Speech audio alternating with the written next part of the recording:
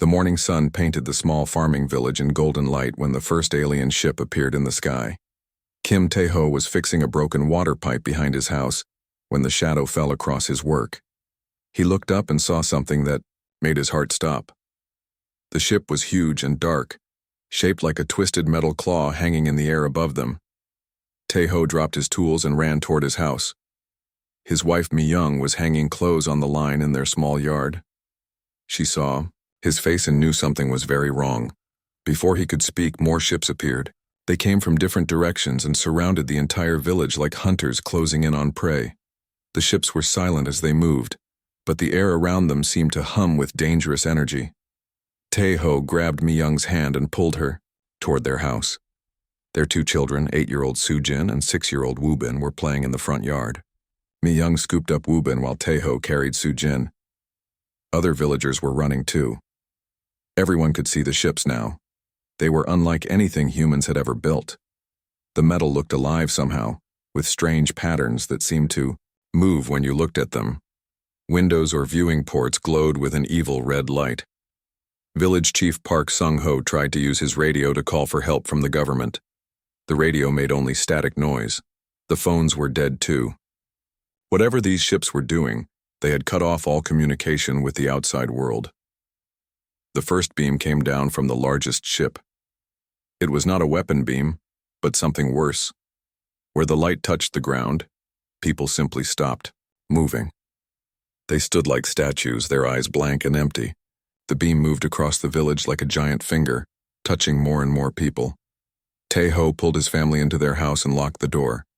He knew it would not help much, but he had to try something. Through the window, he watched the beam continue its work.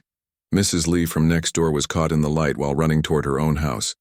She stopped in the middle of the street and stood there like a broken doll. "What is happening?"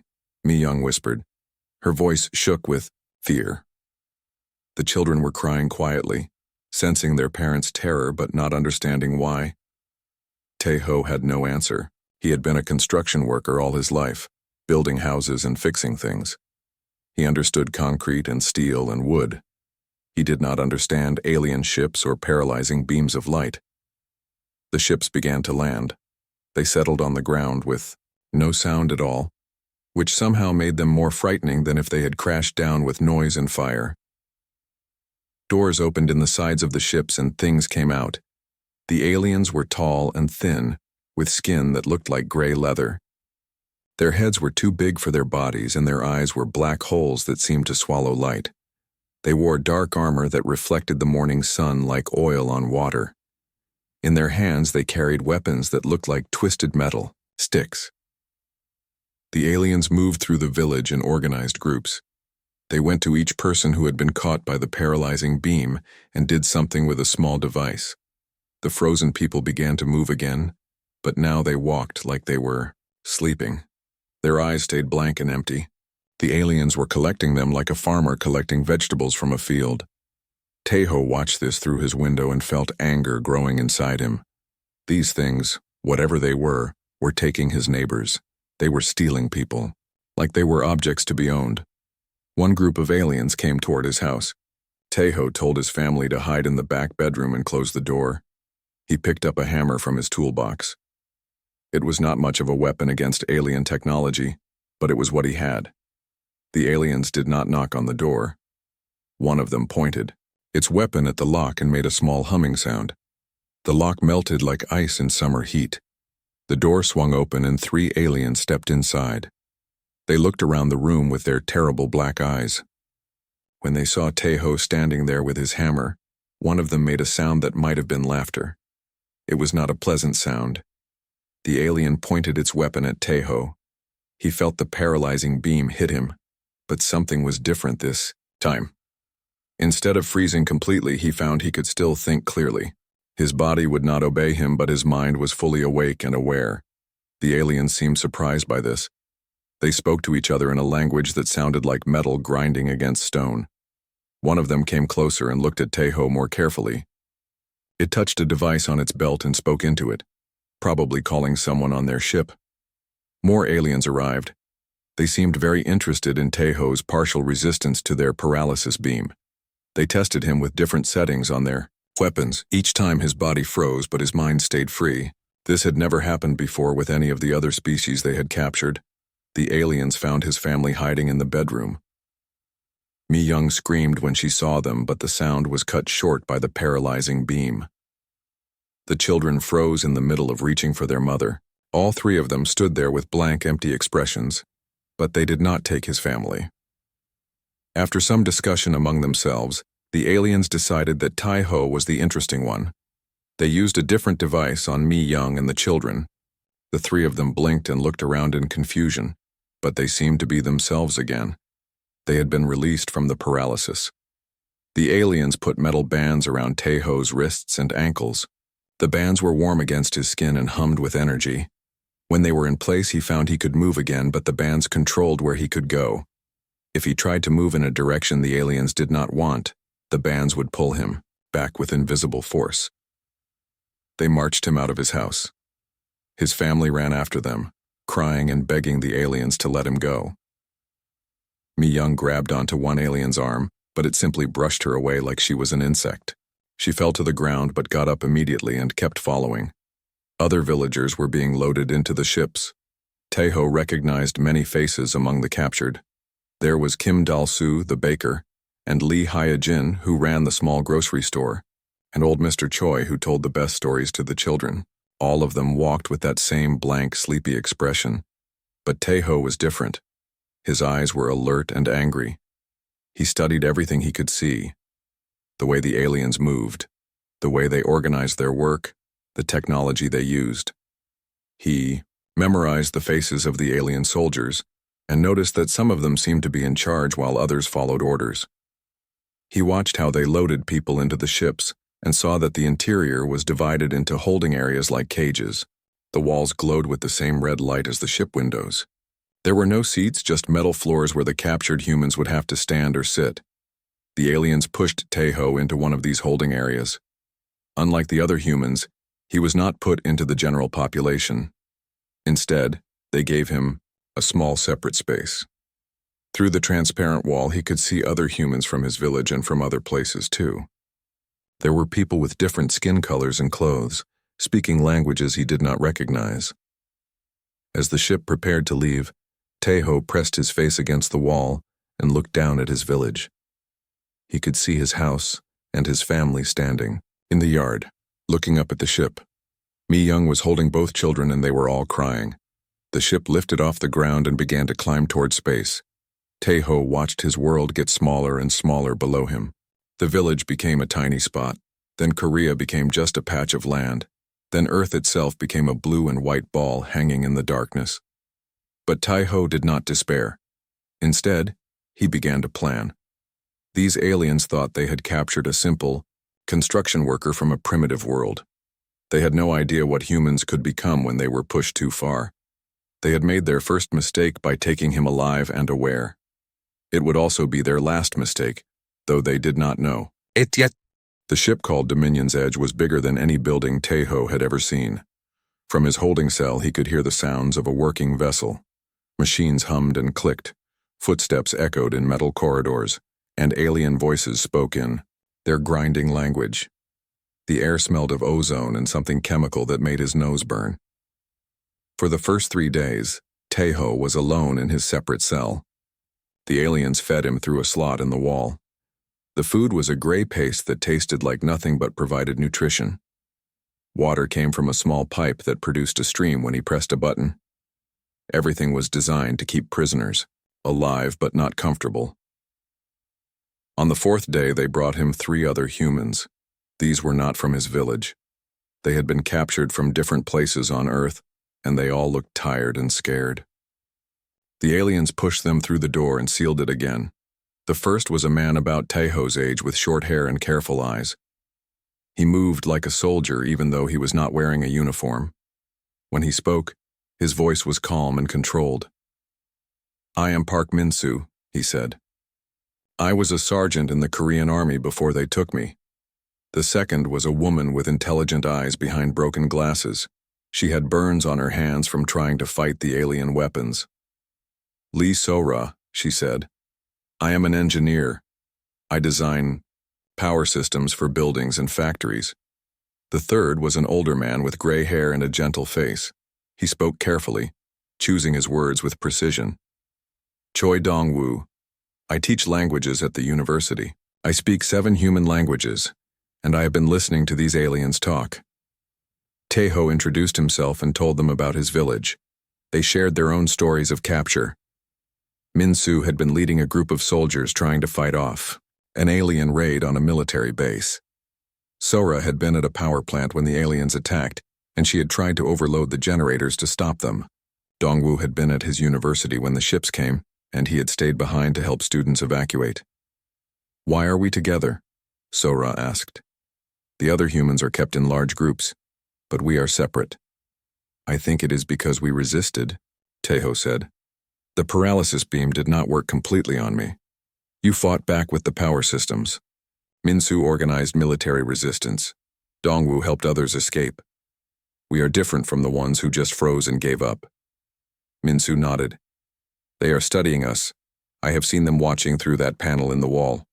They want to understand why we are harder to control. Dong-woo had been listening to the alien conversations through the walls. The ship was made of metal that carried sound well, and his trained ear could pick up patterns in their language. They call us something that translates to defective merchandise, he said, but their tone suggests they are more curious than angry. Sora had been studying the cell itself. She ran her fingers along the walls and examined the door mechanism. This technology is advanced but not magic, she said. The power systems follow rules of physics. The metal has properties I can figure out. Give me time and I can understand how it works. They began to work together. Each person contributed what they knew and what they could observe. Dong-woo mapped out the alien language patterns and started building a vocabulary. Sora analyzed every piece of technology she could see. Min-soo studied the guard routines and ship procedures. Tae-ho coordinated everything and looked for weaknesses. The aliens fed them twice each day. The guards always came in pairs and they never spoke to the prisoners. But they did speak to each other, and Dong-woo was always listening. He learned that the ship had a crew of about 50 aliens. He learned that they were traveling to something called the harvest markets. He learned that humans were considered a new and promising type of slave. Sora discovered that the cell walls were powered by an energy grid that ran through the entire ship. The red glow came from this grid, and it was what made the walls strong, enough to hold them. But every energy system had weak points, and she was finding them one by one. Min-soo observed that the guards were lazy and comfortable. They had been doing this work for many years, and they did not expect any real trouble from prisoners. They followed the same routines every day, and they never checked for things they did not expect to find. Tae-ho watched everything, and everyone. He noticed that the alien crew had a clear hierarchy. Some wore different colored armor that marked their rank. Some gave orders while others obeyed. The ship's captain rarely came to the prison area, which meant he probably considered the prisoners completely under control. During the second week, something important happened. One of the alien guards fell sick during a feeding time. He collapsed right in front of their cell and started making choking sounds. The other guard called for help on his communication device, but it would take time for medical help to arrive. Without thinking, Tae-ho pressed against the cell door and called out to the sick alien. He had learned enough of their language from Dong-woo to communicate basic ideas. He pointed to the guard and made gestures showing that he wanted to help. The healthy guard was confused and frightened. His partner was clearly dying, and the ship's medical team was still several minutes away. Against all procedure, he opened the cell door and let Tae-ho approach the sick alien. Tae-ho had seen this kind of choking before in construction work. Sometimes workers would inhale dust or chemical fumes and their throats would close up. He knew how to help. He positioned the alien carefully and pressed on specific points of his chest and throat. The alien's breathing cleared, and he stopped, choking. The medical team arrived just as the sick guard was sitting up and breathing normally. They were amazed that a human prisoner had saved an alien life. They talked rapidly among themselves, examining both the sick guard and Tae-ho. This incident changed how the aliens saw him. Word spread through the ship that the defective human had medical knowledge and had chosen to help rather than let an alien die. Some of the crew started looking at Taeho with curiosity instead of contempt, but Taeho had not helped the alien out of kindness. He had helped because it gave him a chance to study alien biology up close. He learned how their breathing worked, how their blood flowed, and where their vital organs were located. He learned that they were not as different from humans as they appeared. They could be hurt, and they could be killed. The incident also made the guards more relaxed around him. They started to think he was harmless, maybe even useful. They talked more freely when they were near his cell, giving Dongwoo more language, data to work with. By the third week, their knowledge had grown significantly. Dongwoo could understand about half of what the aliens said to each other. Sora had mapped the power grid and found several weak points in the cell walls. Minsu had identified the best times to move around the ship without being noticed. Taeho had been putting together a plan that used all of their skills. It was dangerous and it would require perfect timing, but it was also their only chance to escape before they reached the slave markets. "We are not going to just escape," he told the others. "We are going to take this ship." Minsu stared at him. "Take the ship? There are 4 of us and 50 of them. They have advanced weapons and we have nothing." "We have something they do not have," Taeho said. "They think they understand us, but they do not. They have been conquering weak species for so long that they have forgotten how to fight a real enemy. They have made us angry, and anger makes humans very dangerous." Sora was nodding slowly. "If we can disrupt their power grid at the right moment, their weapons will not work. Their cell doors will not work. Even their ship controls might not work." Dongwoo was thinking about the alien conversations he had overheard. They have never had a slave rebellion succeed. Their procedures are designed to prevent escape, not to fight an organized attack from inside their own ship. Minsu looked at each of them and saw the determination in their eyes. These were not just desperate prisoners anymore. They had become something else during their weeks together. They had become a team with a single deadly purpose. "When do we start?" he asked. Taeho smiled for the first time since his capture. "Tomorrow night. When they bring the evening food, we show them what humans really are." The evening feeding time came exactly when Minsu predicted it would. The aliens were creatures of habit, and they followed their schedule like a machine. 2 guards approached the cell carrying the usual containers of gray food paste and water. They had done this same task hundreds of times before with thousands of different prisoners. They expected nothing unusual. Sora was ready. She had spent days working on a small device made from pieces of metal she had carefully broken off from the cell walls. It looked like nothing important, just a twisted piece of scrap. But when she pressed it against the right spot on the power grid, it would cause a feedback loop that would shut down the entire prison section. Dongwoo was positioned near the door where he could hear the guards talking. He had learned to recognize their individual voices and he knew their names and ranks. Guard Velkoth was the older one who always complained about his duties. Guard Zanmer was younger and more eager to prove himself. Both of them thought prisoners were just animals that needed to be fed and watered. Minsu crouched near the back wall where the guards could not see him clearly. In his hands he held strips of metal that Sora had shaped into weapons. They were not much, but they were sharp, and they would cut alien flesh if used correctly. Taeho stood in plain sight near the food slot. He looked tired and defeated, just another broken prisoner waiting for his meal. But inside his mind he was counting seconds and calculating distances. Everything had to happen perfectly, or they would all die. The guards reached the cell door. Velkoth inserted his key device into the lock while Zanmir held his weapon ready. This was standard procedure. The door would open just enough to pass the food through, then close immediately. The entire process took less than 30 seconds. Velkoth activated the lock and the door began to slide open. At that exact moment, Sora pressed her device against the power grid. Sparks flew and the lights in the corridor flickered. The energy grid that powered the cell walls fluctuated and weakened. The guards noticed the sparks, but they were not alarmed. Mechanical problems happened sometimes on old ships. Velkoth continued with the feeding procedure while Zanmer looked around for the source of the electrical disturbance. That was their mistake. They should have sealed the door immediately and called for technical support. Instead, they tried to complete their routine task while dealing with what they thought was a minor problem. Taeho moved fast.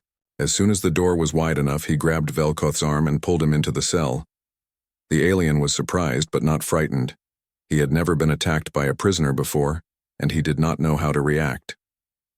Min-Su appeared from the shadows and struck Zanmer with his metal weapon. The young guard cried out in pain and surprise. His weapon fell from his hand and clattered on the floor. Dongwu grabbed the weapon before Zanmer could recover it. Sora's power disruption was working better than expected. The cell walls were losing their strength and the door lock was completely disabled. But more importantly, the alien weapons were not functioning properly. They needed steady power from the ship's grid to work, and that power was now unstable. Velkoth tried to call for help on his communication device. Taeho stopped him by pressing on the nerve points he had learned about when he saved the sick guard. The alien's arm went numb and he dropped the device. Within 2 minutes, both guards were unconscious and tied up with strips torn from their own uniforms.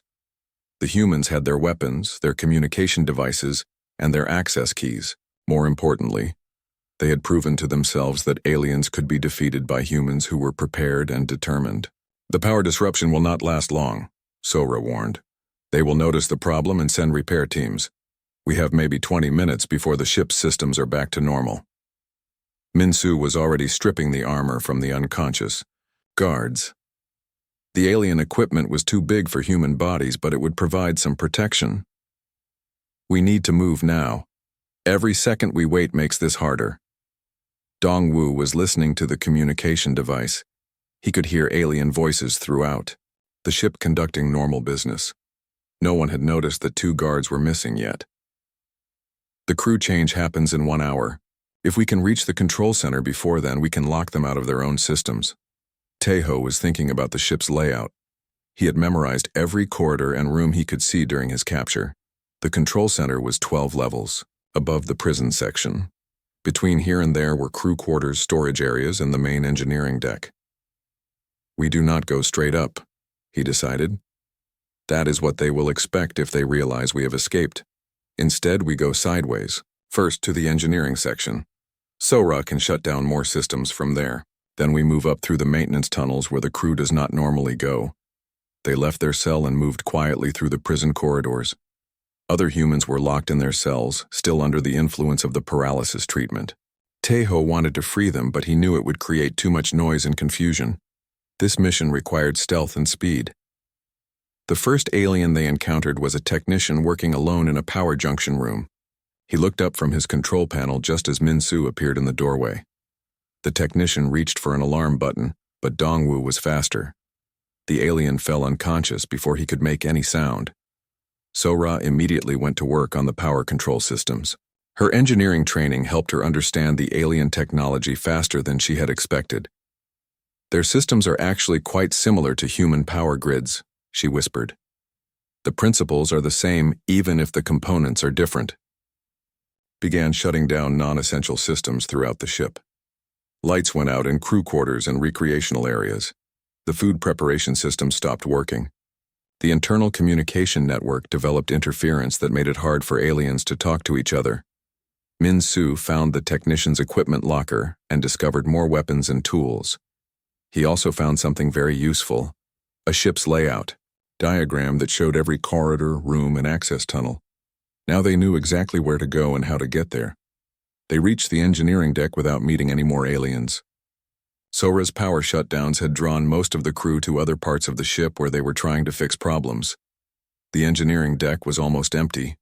Here, Sora could do real damage. She accessed the main power distribution network and began making changes that would affect the entire ship. She rerouted power away from the weapon systems and toward the life support systems, making the ship safer for humans but less dangerous as a military vessel. I can shut down their main engines, she reported. If I do that, the ship will be dead in space, but it will also trap us here with them. Do it, Taeho ordered. If we cannot escape, at least we can make sure they cannot deliver us to the slave markets. And a ship that cannot move is a ship that cannot fight other ships that might come to rescue us. The main engines died with a deep rumbling sound that they could feel through the ship's hull. Emergency lighting came on throughout the vessel and alarm signals began to sound. Now the crew knew that something was seriously wrong. Dongwu was monitoring the communication channels. They are organizing search teams. Captain Morden is very angry. He is ordering all crew to report to their stations and account for all prisoners. The aliens were no longer treating this as a minor technical problem. They knew they had an active threat on their ship, and they were responding with military procedures. Search teams were being equipped with heavy weapons and portable power sources that would work even if the ship's main grid was compromised. But the humans had one advantage that the aliens had not considered. They were already inside the ship's most critical systems. While the crew was organizing to hunt them down, they were systematically taking control of everything that kept the ship functional. From the engineering deck, they moved up through maintenance tunnels toward the control center. These tunnels were narrow and uncomfortable, designed for repair work rather than regular travel. But they were also unguarded and unmonitored. They emerged from the tunnels 2 levels below the main bridge. Here they encountered their first real resistance. A squad of 6 aliens was waiting for them, armed with weapons and wearing heavy armor. Someone had figured out where they were going and had set a trap. The aliens expected to find desperate prisoners trying to hide. Instead, they found organized humans who had been planning this encounter. Min-Su attacked from the front while Tai-Ho and Dongwu flanked them from the sides. Sora used her technical knowledge to overload a power conduit, creating a blinding flash that confused the aliens at the crucial moment. The fight was brief but violent. 2 aliens died and the others were badly wounded. The humans had minor injuries, but they now had better weapons and armor. More importantly, they had proven that they could win direct combat against alien soldiers. "The control center is just above us," Tai-Ho said, looking at the ship's diagram. "But now they know where we are, and they will be ready for us." Through the ship's communication system, they could hear Captain Morden's voice giving orders to his crew. He was telling them to seal off the upper levels and prepare for a final battle. He had realized that these were not ordinary prisoners, and he was treating them as a genuine. The bridge of the Dominion's edge was a circular room with walls covered in glowing displays and control panels. Captain Morden stood in the center, his black eyes scanning the tactical information streaming across his screens. Around him, his senior officers worked frantically to regain control of their ship. "Engineering reports main power is unstable," called out Navigation Officer Krekai. "These humans have done something to our power distribution network. Weapons are at 30% capacity. Communications are still being jammed by interference from Deck 7, added Communications Officer Veltris. "I cannot reach the patrol ships in this sector." Captain Morden had commanded slave ships for 20 years. He had carried cargo from 100 different worlds and never once had prisoners caused more than minor trouble. The idea that 4 primitive humans could threaten a Veltharian warship was beyond his experience. "How many crew have we lost?" he asked his security chief. 12 confirmed dead, sir. 8 more wounded. The humans are using our own weapons against us, and they seem to understand our technology." Morden turned to study the ship's internal sensors. The 4 humans were moving through the maintenance areas just 2 decks below the bridge. According to the sensors, they were carrying military-grade weapons and wearing partial armor taken from dead crew members. "This is impossible," he muttered. "Humans are a newly discovered species. They should not even understand how to operate our door locks, much less our weapon systems." But the evidence was undeniable. These humans were not acting like any prisoners he had ever seen. They moved with military precision, they adapted to alien technology with frightening speed, and they showed no fear of death in combat. Below the bridge, the 4 humans were preparing for their final assault. They had found the ship's armory and equipped themselves with the best weapons available. Sora had learned to operate the alien targeting systems, and Min-Su had figured out how to use the powered armor effectively. "I have been listening to their command channels," Dongwu reported. "The captain is planning to vent the atmosphere from this entire section. He would rather kill his own crew than let us reach the bridge." Tai-Ho nodded grimly. "That proves he understands how dangerous we are." "Good. Fear makes enemies make mistakes." They had found something else in the armory. Detailed star charts showing the locations of Veltharian bases, slave markets, and patrol routes. Sora was copying all of this information to a portable data device. Even if they died taking this ship, other humans might someday use this intelligence. There is something else, she said, studying the navigation displays. This ship was not just on a slave-gathering mission. They were mapping our solar system and counting our military assets. This was reconnaissance for a full invasion. The implications were terrifying. The raid on Earth had not been a random attack by pirates. It was part of a larger plan to conquer and enslave the entire human species. Billions of people were in danger and they did not even know it. Then we cannot just escape, Minsu said. We have to get this information back to Earth somehow. First we take the ship, Teho replied. Then we figure out how to get home. They entered the final stairwell leading to the bridge. Motion sensors detected them immediately and automated defenses activated. Energy bolts sparked off the walls around them as they climbed. The aliens had turned their own ship into a death trap. But Sora had learned enough about Veltharian technology to counter their automated systems. She used a portable device to send false signals to the sensors, making the defenses target empty air, while the humans moved through blind spots in the coverage. The bridge doors were sealed with emergency locks and guarded by the captain's personal security team. 8 elite soldiers waited in the corridor with heavy weapons and full armor. They had orders to kill the humans at any cost. The aliens expected the humans to charge directly at the doors like desperate animals. Instead, Teho led his team through a ventilation shaft that emerged behind the guards. The first the aliens knew of the attack was when Minsu dropped from the ceiling onto the squad leader. The battle in the corridor was fierce and short. The aliens had better armor and weapons, but the humans fought with a coordination and ruthlessness that the enemy had never encountered. They used the ship's own structure as weapons, overloading power conduits to create explosions and using gravity to turn hallways into death traps. When the fighting ended, all 8 alien guards were dead. The humans were wounded but alive. More importantly, they now had access to the bridge control codes that the squad leader had been carrying. The bridge doors slid open, and they entered the command center of the ship. Captain Morton and his 6 remaining officers turned to face them. The captain held a detonation device in his hand. "One more step and I destroy this ship," Morton said in his grinding alien voice. "You may have won this battle, but you will die with us," Dongwu translated. Quickly, Teho studied the alien captain's face and posture. After weeks of observing Veltharian behavior, he had learned to read their emotions. The captain was afraid, but he was also desperate. He would rather die than surrender to creatures he considered inferior. "Tell him we do not want to destroy the ship," Teho said. "Tell him we want to negotiate." This surprised Morton.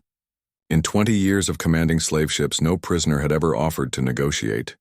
They begged for mercy or fought to the death, but they never proposed a rational discussion between equals.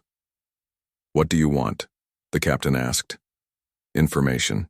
We want to know everything about your people, your military, your plans for our world. Give us that, and some of you will live." Morton looked around at his surviving officers. They were all staring at him, waiting for his decision. These humans had already killed most of his crew and taken control of his ship. They clearly had the power to kill the rest of them whenever they chose. "Why should we trust you?" he asked. Teho smiled coldly. "Because we are not like you. We do not enjoy killing for sport. But we will do whatever is necessary to protect our people." The negotiation that followed was unlike anything in Veltharian history. The humans demonstrated a sophisticated understanding of military strategy and political reality. They knew exactly what information they needed, and they knew how to use it effectively. Captain Morton found himself dealing with beings who thought and planned like experienced military officers. These were not primitive savages from a backward world. They were intelligent adversaries who had learned everything they needed to know about Veltharian technology and tactics. Over the next several hours, the humans extracted every piece of useful intelligence from the ship's databases.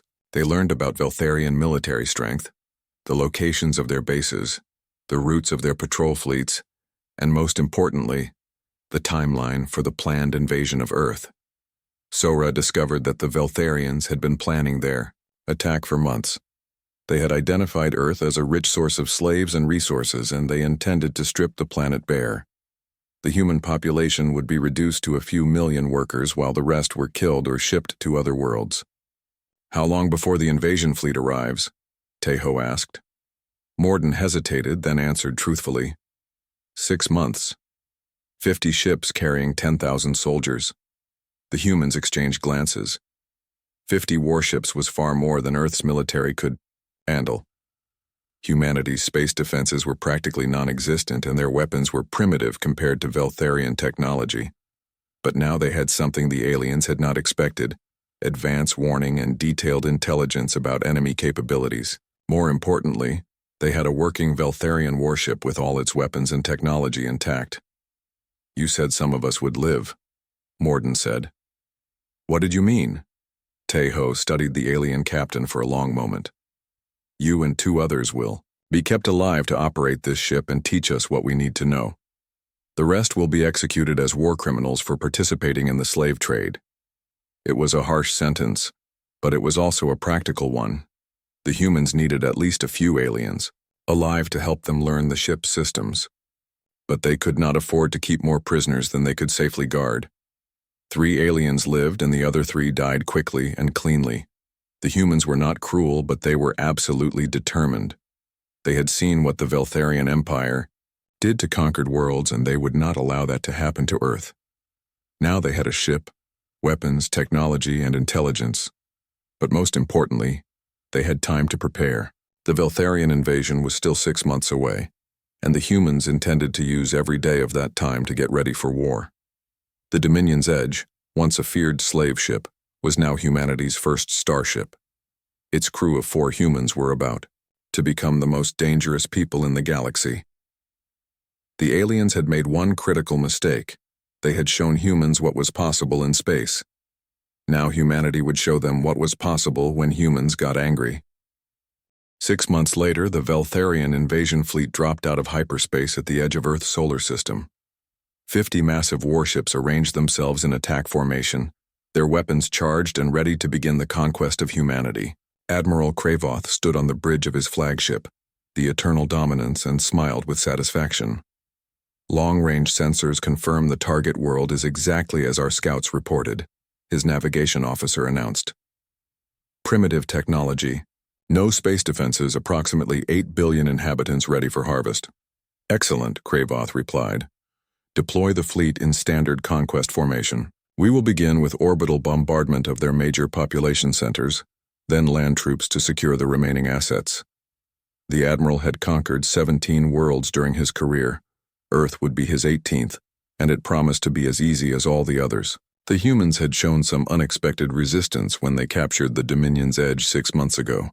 But that had been a minor incident involving a few desperate prisoners. A real invasion force would crush any organized opposition within days. What Kravoth did not know was that the Dominion's Edge had not been destroyed. The ship was hiding in the asteroid belt beyond Mars, powered down and waiting. Its 4 human crew members had spent 6 months learning everything they could about Veltharian technology and training other humans to use it.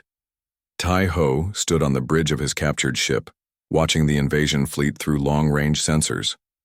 Beside him, his 3 companions were monitoring different aspects of the approaching battle. They were no longer the confused prisoners who had been captured from Earth.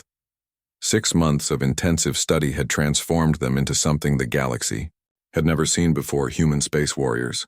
50 ships, just as Captain Morden predicted, Sora reported. She had become the ship's chief engineer and weapons officer. Their formation suggests they expect no resistance at all. They are broadcasting surrender demands on all frequencies, Dongwu added. He now served as communications and intelligence officer. Standard Veltharian conquest protocol. They want the human governments to submit immediately and begin preparing the population for processing. Minsu was studying the tactical displays. He had become the ship's military commander and strategic planner. Their formation has a weakness. They are spread out to cover maximum territory, but that makes them vulnerable to concentrated attack on individual ships. During the past 6 months, the humans had not been idle. The intelligence from the Dominion's edge had been transmitted to Earth's governments, along with samples of Veltharian technology and detailed plans for defense. The world's military forces had worked frantically to prepare for an invasion they knew was coming. But the real surprise was not Earth's defenses. The real surprise was what the 4 humans had accomplished with their captured ship. Signal from Earth Control, Dongwu reported. They are ready to begin the operation. Taeho nodded and opened a communication channel to the planet below. This is Taeho aboard the Dominion's Edge. We confirm 50 enemy ships in attack formation. Beginning Phase 1 of the counterattack. The Dominion's Edge powered up its systems and began moving toward the Veltharian fleet. To Admiral Kravoth's sensors, it appeared to be a single Veltharian ship approaching to join the invasion force. The ship's identification codes were correct, and its approach vector was normal. Admiral, we are receiving a communication from the scout ship Dominion's Edge, his communications officer reported. Captain Morden requests permission to join the fleet formation. Kravoth was puzzled. The Dominion's Edge had been listed as missing for 6 months, presumed destroyed by human resistance. But here it was, apparently intact and operational. Put Captain Morden on the main screen, he ordered. The image that appeared was indeed Captain Morden, though he looked tired and stressed. He was actually a prisoner on his own bridge, forced to play his role in the human deception. Admiral Kravoth, Morden said carefully. I apologize for the long delay in reporting. We encountered unexpected difficulties with the human resistance, and were forced to conduct extended reconnaissance. What is your current status, Captain? Ship is fully operational, sir. We have valuable intelligence about human military capabilities, and we request permission to participate in the invasion. Kravoth granted permission and assigned the Dominion's Edge to the rear guard position in the fleet formation. It was exactly where Taeho wanted to be, close enough to attack but far enough away to avoid immediate retaliation. As the invasion fleet moved toward Earth, the humans initiated Phase 2 of their plan. Hidden bases on the Moon and Mars suddenly came alive with activity. These bases had been constructed during the past 6 months using Veltharian technology reverse-engineered from the captured ship. Admiral, we are detecting massive energy signatures from the inner planets, the sensor officer reported with alarm. These readings are impossible. Humans do not possess this level of technology. Before Kravoth could respond, the first missiles launched from the lunar bases. They were not human missiles. They were Veltharian weapons that had been manufactured in secret factories built with stolen technology. The humans had spent 6 months learning to build the aliens' own weapons. The missiles struck 3 Veltharian ships before the fleet could react. The warship's shields held against the first impacts, but more missiles were already in flight. Dozens of them, all targeted with precision that should have been impossible for a primitive species. All ships evasive maneuvers, Kravoth ordered. Return fire on those launch sites immediately. But when the fleet turned to attack the lunar bases, they discovered that the installations were protected by energy shields identical to their own. The humans had not just learned to build Veltharian weapons, they had learned to build Veltharian defenses as well. This is impossible, the Admiral muttered. Humans cannot have developed this technology in 6 months. He was right. Humans could not have developed the technology, but they had stolen it, copied it, improved it, and mass-produced it with an efficiency that amazed even themselves. The industrial capacity that had once built cars and computers was now building starships and energy weapons. Phase 3 began, when the Dominion's Edge opened fire on the Veltharian fleet from within their own formation. Sora had modified the ship's weapons to deliver maximum damage at close range. The first target was the fleet's communications ship, which exploded in a brilliant flash that temporarily blinded the other vessels. The Dominion's Edge is firing on our ships, someone screamed over the communication channels. Captain Morden has turned traitor. But it was not Captain Morden who was commanding the ship. Taeho stood on the bridge, directing his attacks, with the cold precision of someone who had studied Veltharian tactics for 6 months and knew exactly where to hit them. Target the command ships first, he ordered. Disrupt their coordination and the rest of the fleet will be easier to defeat. The battle that followed was unlike anything in Veltharian military history. They were fighting an enemy that used their own technology against them, that knew their tactics and procedures, and that showed no mercy to ships that had come to enslave their world. From Earth itself, new weapons opened fire. Orbital platforms that had been disguised as communication satellites revealed themselves to be missile batteries. Underground installations launched fighters that looked like primitive human aircraft but were powered by Veltharian engines. Admiral Kravoth watched his invasion fleet being systematically destroyed by an enemy that should not have existed. Half his ships were already dead or dying, and the survivors were scattered across the solar system, unable to coordinate their attacks. "How is this possible?" he demanded. 6 months ago, these humans were using chemical rockets to reach their own moon. Now they are out fighting our best warships. The answer was simple but terrifying. Humans learned faster than any species the Veltharians had ever encountered. When they were given examples of advanced technology, they did not just copy it. They understood it, improved it, and found new ways to use it that the original designers had never considered. The final phase of the battle began when Earth's secret weapon was revealed. During the past 6 months, human engineers had not just built copies of Veltharian ships. They had built something better, a hybrid vessel that combined the best of both technologies. The new ship rose from a hidden base in the Pacific Ocean. It was larger than any Veltharian warship, and its weapons were more powerful than anything in the invasion fleet. But most importantly, it was crewed entirely by humans who had trained on the captured Dominion's edge. "This is Captain Han Ji-woo of the Earth defense ship Revenge," came the transmission. "Veltharian fleet, you have 30 seconds to surrender before we destroy you all."